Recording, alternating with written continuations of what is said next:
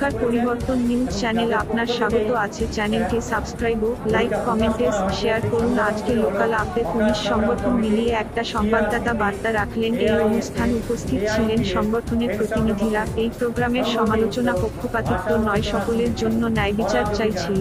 বাংলা রাজনীতির হিংসা নিয়ে আলোচনা করলেন।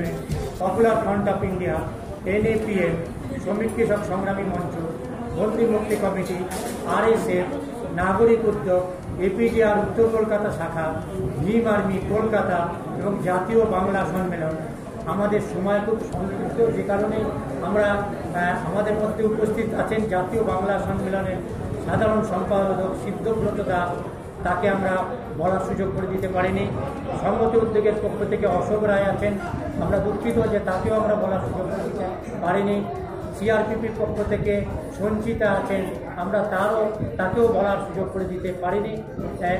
আমি আমাদের উদ্যোক্তাদের পক্ষ থেকে যাদের আমরা সুযোগ করে দিতে পারিনি তাদের কাছে ক্ষমা প্রার্থনা করছি। আশা করি ভবিষ্যতে আমরা আরও একটু বেশি সময় নিয়ে ব্যবস্থা করতে পারবো। সকলকে ধন্যবাদ জানিয়ে আপনারা জানেন যে একেবারেই 1 ঘন্টা যেভাবে একদিকে হেলে আছে, একদিকে হেলে আছে, বিশেষ মানুষ বিশেষ কানেকশনে থাকলে, মন্ত্রীরা তাদের হয়ে ওকালতি করলে তারা সর্বোচ্চ আদালত থেকে জামিন পাচ্ছে, আর যাদের বলার কেউ নেই, অর্থ খরচ করার ক্ষমতা নেই, তারা বছরের পর বছর জেলখানায় আছেন। আমরা তার অবসান চাইছি। ন্যায় বিচার সকলের জন্য, পক্ষপাতিত্ব নয়, এই দাবি আমাদের আজকে এই 19টি সংগঠনের পক্ষ থেকে আমরা তুলে ধরলাম। আগামী দিনে বৃহত্তর আন্দোলনে এই বিষয়ে আমরা যাব, শীঘ্রই আমরা বৈঠক ডেকে সেগুলো ঠিক করব। এই কথা বলে সকলকে ধন্যবাদ জানিয়ে আজকে সভা শেষ করবে। এছাড়া অশোক রায় আছেন,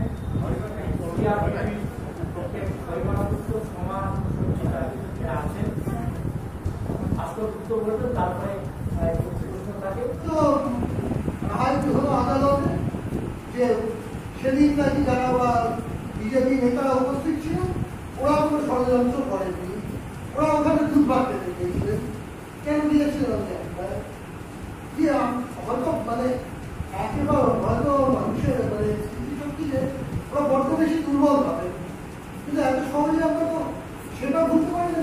সেইখান থেকে ওদের প্রচেষ্টার শুরুটা আজকে এসে কোথায় দাঁড়িয়েছিলেন। এখন কিন্তু তারপরে যে এতদিন ধরে যে বিতর্কটা আদালত কোনো সিদ্ধান্ত পৌঁছতে না পেলেও একটা কথা মানতে বাধ্য হলো, যখন মসজিদ ছিল বলে ওখানকার প্রতারণা করেছে, নামাজ পড়া হতো, তারপরে আমার নানা ধরনের ব্যাপার পুরো বিতর্কটা শুরুই হয়েছিল 48 সালে খুব সম্পূর্ণ অন্যায়ভাবে সেখানে রামদাদার মুক্তি বেআইনি কাজের মাধ্যমে। অথচ সেইখানে দাঁড়িয়ে একটা কি ধর্মীয় ভাবাবেগ ইত্যাদি ইত্যাদি ধর্ম হয়ে গেল যুক্তির চেয়ে বড়, ধর্ম হয়ে গেল ইতিহাসের চেয়ে বড়, এবং সেটা হতে যাওয়ার পরে একটা ধর্মকে আটকে দেয়। ইমানি যেটা বলেছিলেন না যে ওই একজনকে নিয়ে তুলে ধরে আটকে আদায় করছে, সব সম্প্রদায়কে লাগিয়ে রকম করে যায়। ঠিক সেখানে দাঁড়িয়ে বাবরি মসজিদ বানানোর রায় দেওয়া হলো, এবং একটা পর একটা যারা আপনাকে খুন করে, যারা প্রকাশ্য দিবালোকে এরকম খুন করে খুন করে ভিডিও তুলে দেয়, তাদের জন্য আইন একরকমের, আর যারা CAA বিরোধী আন্দোলন করে তাদের জন্য আইনটা আরেক রকমের। একই তো আইন কি করে 5 রকমের হয় সেটা বোধ হয় এরাই বুঝে। এই সুশীল রেস্টুরেন্ট বলছে যে আইনের চোখে সবাই সমান, ঠিক নয়, ঠিক নয় আমাদের দেশে অন্তত। সে কারণে ওই মানবাধিকার সূচকের রাষ্ট্রপতি হিসেবে আমরা ক্রমশই পিছিয়ে পড়ছি, ক্রমশই এবং গণতন্ত্র তারা জানিয়েছেন আমাদের দেশে বিপজ্জনক অবস্থায়। আমাদের দেশে ওই কথাটা all men are equal, but some are more equal than others. All of us are equal. Some are more equal than others. আপনারা যাদের শুনেছেন তার মধ্যে সমস্ত ক্ষমতার কি বলবো, এটা হচ্ছে ক্ষমতার ব্যাধিচার। ক্ষমতার ব্যাধিচার ভিন্ন কিচ্ছু, এবং সবচেয়ে বড় কথা কি জানেন, এতদিন অব্দিও আমি বলছি ভারতবর্ষের খুব একটা মস্ত বিরাট গণতান্ত্রিক আবহাওয়া বজায় ছিল না, ছিল না, সত্যি না। কিন্তু আজকে সভ্য দেশে আজকে এই আদালত অবমাননার ধারা বিলুপ্ত অথবা প্রায় অব্যবহৃত। আমেরিকার মতো ব্রিটেনের মতো দেশে যখন তার সেই বিখ্যাত ব্রেক্সিট এক সময় ডেইলি মেলে লেখা হলো আদালত সম্বন্ধে এনিমিজ অফ পিপল হয়নি, কোনো কন্টেম্প অফ কোর্ট হয়নি। কিন্তু আমাদের প্রশান্ত ভূষণ প্রত্যেকেরই সেভাবে আছে। আমি অনেক করে শুনছিলাম তাদের যে বিচার যে তাদের যা পেতে হয় যে আন্দোলনে তার তো না কিছু নেই, সেখান থেকে শুরুটা হয়।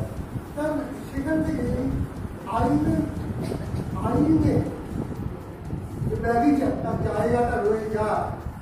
এই যেখানে কন্টেম্প অফ কোর্ট আদালত অন্যায়, তেমনি আরেকটি অত্যন্ত অন্যায় আইন রাজত্ব ব্রিটিশরা করেছিল। তখন ব্রিটিশরা ছিল, আজকে রাজা আছে, রাজত্ব হোক কিসে। আজকে আমি এটা বলছি না যে আমি বলছি ভেঙে দাও ঘুরিয়ে দাও, কোনো কিন্তু আমার মত কোনো রকম। কিন্তু এমন কোনো মানুষ থাকতে পারে যার সঙ্গে রাষ্ট্রের সম্পর্ক নাম দিতে পারে রাজত্ব হোক রাজত্বহীন। এটা কি ধরনের আয়? পৃথিবীর কটা দেশে আছে সিটিজেন অ্যাক্ট? আমার মনে হয় আজকে আমাদের সময়ে সেখানে গোটা বিচার ব্যবস্থাকে যেভাবে এরা যেখানে নিয়ে যাচ্ছে, শুধুমাত্র আমরা আমাদের অধিকারগুলো থাক বলে নয়, আইনের ব্যবচারগুলো পরিষ্কার প্রতিবাদ করা, contempt of court act, citizen act, ইউএপিএর মতো প্রত্যেকটা বিলকে আমাদের বলতে হবে, পথে আনতে হবে। তা না হলে ওই সবটাই দখল হয়েছে। আমরা এই ধরনের সমস্ত ঘটনা আমরা এটা বলছি ওটা বলছি সিলেক্টিভিটি, এটা আমাদের জন্য তাহলে অন্য গোস্বামী আরেকটা আমরা বিলাপ করতাম, কারণ তার ব্র্যান্ড অফ জার্নালিজম আমাদের পছন্দ হবে জীবিকাটাই পূর্ণ। তিনি তার বড় অধিকার আছে, তার পরিচালনা করার অধিকার আছে। এমনকি রাজপুতের আত্মহত্যার ঘটনায় রিয়াকট সহজেভাবে মিডিয়ার কাজে তারা বিরোধী। আমরা প্রত্যেকটি এই ধরনের অ্যারেস্টে টুইটার করা হোক, হোয়াটসঅ্যাপ করা হোক, তার আমরা বিরোধী। আমাদের একটা হেড স্পিচ, হেড ক্রাইম, একমাত্র হেড স্পিচ, হেড ক্রাইম যেটা মানবাধিকার বিরোধী, কাউকে হত্যা করা, গুলি করে না, বা চলো ওকে মেরে দিয়েছো ও অন্য সম্প্রদায়। এই ক্ষেত্রে অন্যের বাঁধবার অধিকার আছে, তাকে হত্যা করবার যে উস্কানি হোক, হোয়াটসঅ্যাপ হোক, সোশ্যাল মিডিয়া হোক, অথবা রাস্তাঘাট হোক, তার আমরা বিরোধী, তখন আমরা আইনি পদক্ষেপ করা অথবা ফ্রিডম অফ এক্সপ্রেশন সরকারের তীক্ষ্ণ পক্ষে কেউ থাকতে পারে, সরকারের তীক্ষ্ণ বিপক্ষে কেউ থাকতে পারে। আমাদের সেখানে উভয় পক্ষের অধিকার রাখার পক্ষে আমরা সেখানে কোনো ধার অন্য গোস্বামীর পরিপ্রেক্ষিতে এত কোনো ঘটনা এসেছে বলে আমার দেখুন, কারণ একটা ঘটনা এসে এরকম বলিনি মানে তাকে আমরা সমর্থন করি, তখন আমরা সিলেক্টিভিটিতে যাই না। একটা তো ঠিক হতে পারে, আমি তাও বলছি না আমরা করি না, আমরা সিলেক্টিভিটি একেবারে কি বললো আমরা শুনবো এটা আমরা দেখা যায় না, সেটা আমরা পড়তে পারি না। আমাদের পুস্তিকার বা পুস্তিকা লেখার পর লেখা আছে যে কোনো ধরনের ভায়োলেন্সে, যে কোনো দলের ভায়োলেন্সে আমরা বিরোধী। এমনকি আমার পার্টিকুলারলি আমার সংগঠনের নয়, আমার একজনের গবেষণায় আছে পলিটিক্যাল ভায়োলেন্সের বিরুদ্ধে তালিকা দিয়ে বলা আছে যেটাকে মাঠ থেকে ঘাটে মারছে। আমাদের প্রতিষ্ঠানটাই হচ্ছে আর্টিকেল 21, আপনারা মিস করছেন। মানবাধিকারের দর্শনটাই হচ্ছে আর্টিকেল 21, রাইট টু লাইফ।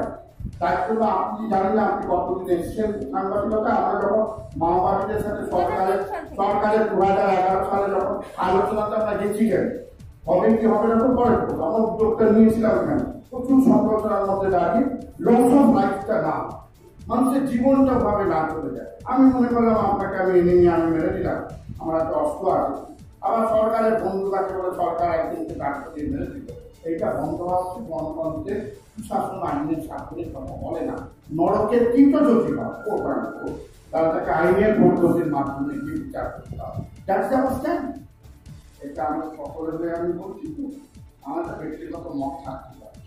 এইটা আমি সকলের মত বর্তমান পশ্চিমবাংলা প্রাক নির্বাচন যে অবস্থা, তার যে নানা রকম দিক হচ্ছে, এটা নিয়ে আমি এই মুহূর্তে এখানে দাঁড়িয়ে আমার তো আজকে শুধুমাত্র বিচার ব্যবস্থা ইকুয়ালিটি ছিল সকলের ক্ষেত্রে হওয়া উচিত।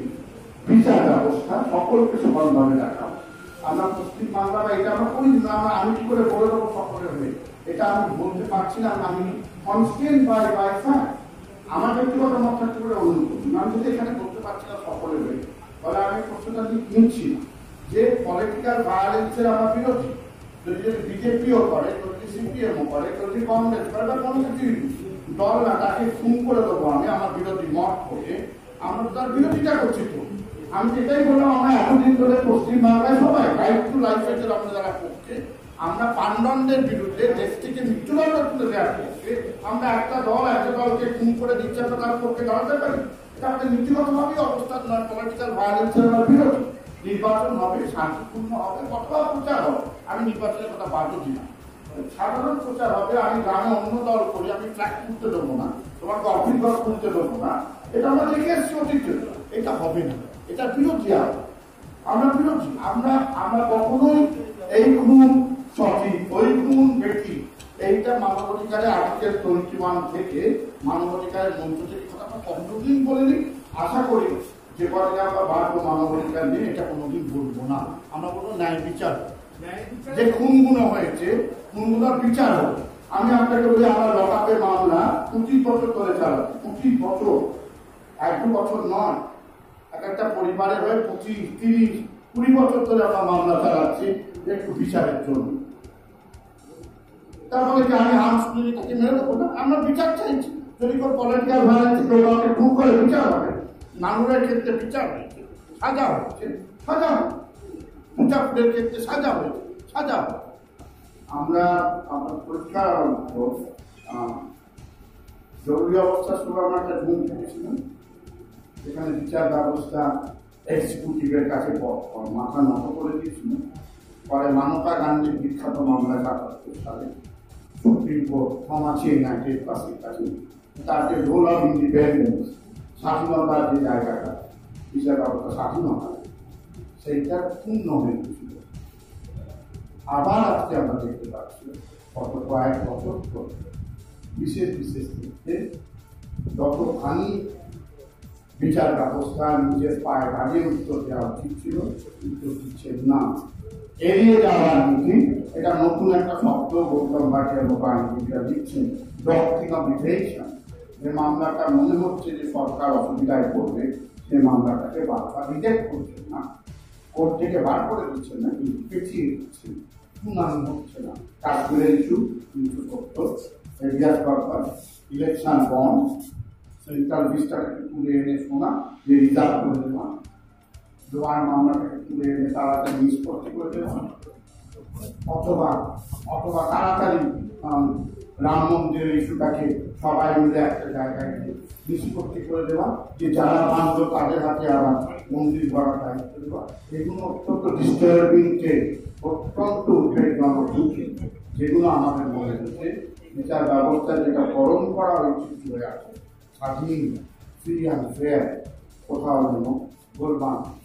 নতুন ভারতেও আমরা দেখতে পাচ্ছি, ম্যাকবেথের কথা বলছেন, fair is foul, foul is fair. এই পলিটিক্সটা ভারতবর্ষে ক্রমশ বেড়ে বসছে। যে অন্যায় সেটা যেন দিতে যাচ্ছে, যে ভিকটিম তাকে আবার অ্যাকিউজ করে ফাঁসিয়ে দাও, এই ভোগটা হলো। উদাহরণ বাদ যায়, তার মানে এই নয় যে সেটা আমরা সমর্থন করছি। আমরা ছোট উদাহরণ বাদ চলে যায়, বলার সময় সীমার মতো প্রত্যেকটা আমরা বলছি আমাদের জেনারেল স্ট্যান্ড, প্রত্যেকটি ঘটনায় যেখানে রাষ্ট্রীয় নিপীড়ন হোক, সাংবাদিক করা হোক, হায়াত করা হোক, যেমন